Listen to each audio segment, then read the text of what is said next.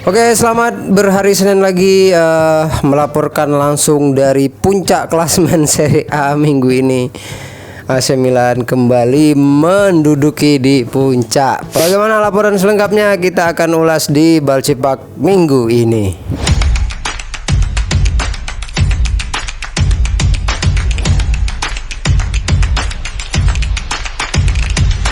Oke, selamat memulai aktivitas kembali Sobat Balcipak. Hari ini seperti biasa setelah 2 minggu kita tidak menyaksikan klub-klub kesayangan kita di Liga Top Eropa. Kembali lagi pada hari ini tanggal berapa ini ya? Tanggal 20 Oktober 2025, di mana pekan ke-7 Serie A dan ada yang sudah 8 di Premier League dan liga-liga yang lainnya. Hari ini kita akan membahas beberapa pertandingan tersaji di minggu ini, khususnya di 5 liga top Eropa. Mungkin nggak 5 ya, nggak sampai 5 lah, 3 lah. Yang 2 itu kayaknya udah males bahas, nggak penting. Sangat seru sekali kemarin setelah libur 2 minggu di liga karena ada jeda internasional. Harusnya kemarin saya ingin membahas beberapa pertandingan di jeda internasional ya. Jadi ada beberapa tim yang sudah dipastikan lolos menuju Piala Dunia 2026. Tapi karena moodnya kita masih di kebawa suasana karena Indonesia gagal di putaran keempat kualifikasi Piala Dunia, jadi masih kayak ya udahlah, males gitu loh.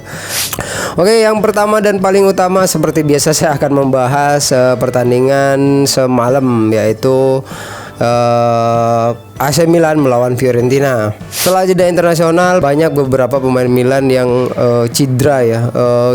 Sepertinya Allegri sangat kesulitan dan bingung ini yang mau dipasang starter siapa, karena melihat dari cadangan aja cuman 7 orang, itu pun ada 2 kiper, sisanya ada back, ada pemain depan, dan ada main Primavera Valentin juga.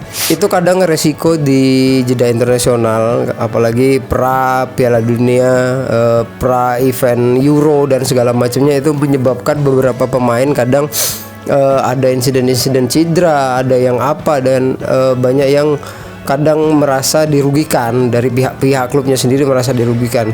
Terlihat sekali di AC Milan ada beberapa pemain yang setelah kepulangannya di jeda internasional itu mengalami cedera yang mungkin belum tahu akan absen berapa lama gitu ya. Kayak ada Adrien Rabiot, ada Christian Pulisic yang kemarin menjadi player of the month, terus ada Christopher Nkunku, terus ada Loftus-Cheek juga yang cedera juga. Terus ada Estupinan juga yang cedera, tapi Estupinan kemarin sempat akumulasi ya, nggak tahu sampai berapa kali. Ya, jadi intinya Allegri kelihatan sekali di sini memasang starter yang kayak ini enaknya di mana nih.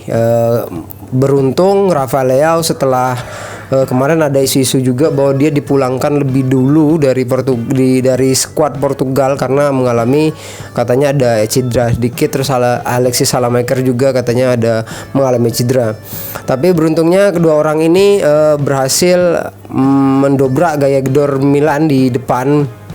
Jadi alhamdulillah kita kembali menuju puncak di minggu ini setelah menyalip Napoli yang kalah juga sama Torino. Ada Juventus yang sering membanggakan diri tak pernah terkalahkan padahal imbang terus ya kan, akhirnya kalah sama Como. Nikopas menjadi bintang malam itu. Terus ada Roma yang kalah sama Inter, dan akhirnya sekarang kalau tidak salah nanti kita bisa lihat urutannya, ada AC Milan, ada Inter, ada Napoli dan Roma. Jadi menarik sekali semalam dengan kembalinya Rafael Leao ya, dan akhirnya setelah di tahun 2024 dia tidak pernah mencetak gol lagi di San Siro, akhirnya melalui gol dari luar kotak penalti semalam dan 1 gol lewat penaltinya Rafael Leao mencetakkan brace di pertandingan ini. Secara permainan masih seperti biasa sih, AC Milan belum ada banyak perubahan. Mungkin secara backnya kemarin karena ada pergantian Estupinan, jadi Bartoszaghi dengan 2 pertandingan ini dia lumayan konsisten. Terus di kanan kita ditambah oleh Atekame karena Alexis Salamaker membantu Rafael Leao di depan. Dan di tengah itu kita menggantikan Adrien Rabiot dengan Samuel Ricci, yang biasanya Samuel Ricci itu dicadangkan dan sekarang dia main dari menit pertama. Dan mengejutkan juga kenapa sebenarnya saya udah membaca sebelum di babak kedua itu harusnya ya, ini versi saya sendiri, Santiago Gimenez itu dibikin jadi striker tunggal. Kenapa nggak seperti itu? Jadi kanannya Salamaker, kirinya Rafael Leao, dan di tengahnya itu Santiago Gimenez. Jadi skemanya bisa dibilang 3-4-3 ya. Ya, kurang lebih kayak gitu.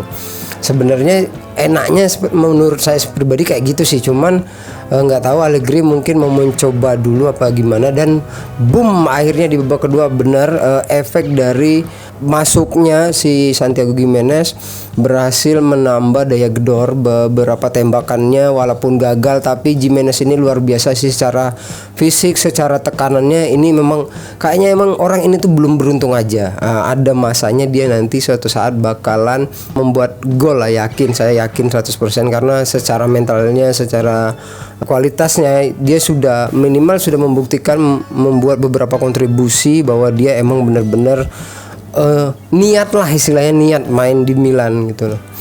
Benar saja penalti tersebut dihasilkan oleh suatu pelanggaran yang kontroversi atau enggak sih, menurut saya sih ini pribadi ya, bukan karena mendukung Milan, tapi saya pribadi mengatakan bahwa itu jelas penalti, walaupun itu enggak mengenai muka, tapi ada tarikan dari pemain Fiorentina.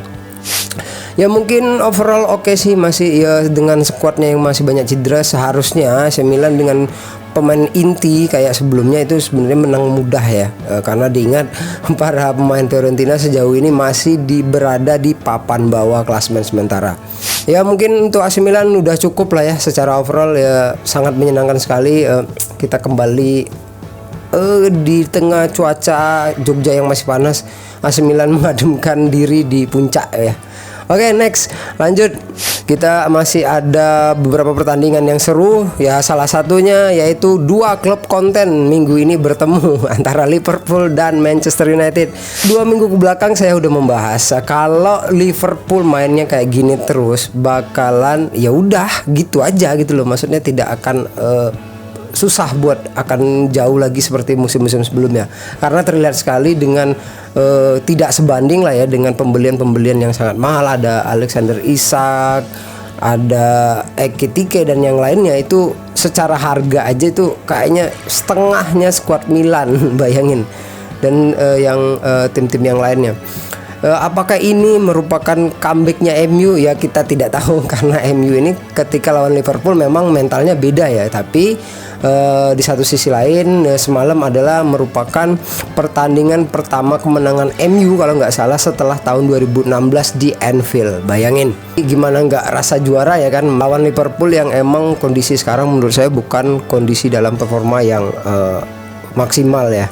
Next ada klub yang selalu bangga dengan keimbangannya terutama fans-fansnya, yaitu Juventus. Akhirnya mengalami kekalahan di kandang Como dengan Nico Paz sebagai pemain man of the match. Gila sih orang itu, katanya ini ada rilis klausalnya kecil banget, bakalan ada kemungkinan balik lagi ke Madrid, bakal ditebus ya. Ya begitulah, Juventus sejauh ini masih kurang lebih kayak eranya Mota lah ya. Next ada Inter juga menang di lawan Roma kemarin. Roma sejauh ini memang agak mengerikan lah ya semenjak kepelatihan Gasperini. Terus Lazio masih belum bisa menang. Ada juga kemarin Tottenham kalah comeback melawan Aston Villa, dan Arsenal menang lagi sekarang di puncak klasemen. Chelsea juga menang lumayan. Chelsea bisa mengejar nih di 5 atau 4 besar. Selanjutnya di La Liga ada juga Real Madrid yang menang lagi, Barcelona. Terus ada pertandingan-pertandingan lainnya, kalian bisa seperti biasa kalian bisa cek di Google, bisa cek di LiveScore dan yang lainnya.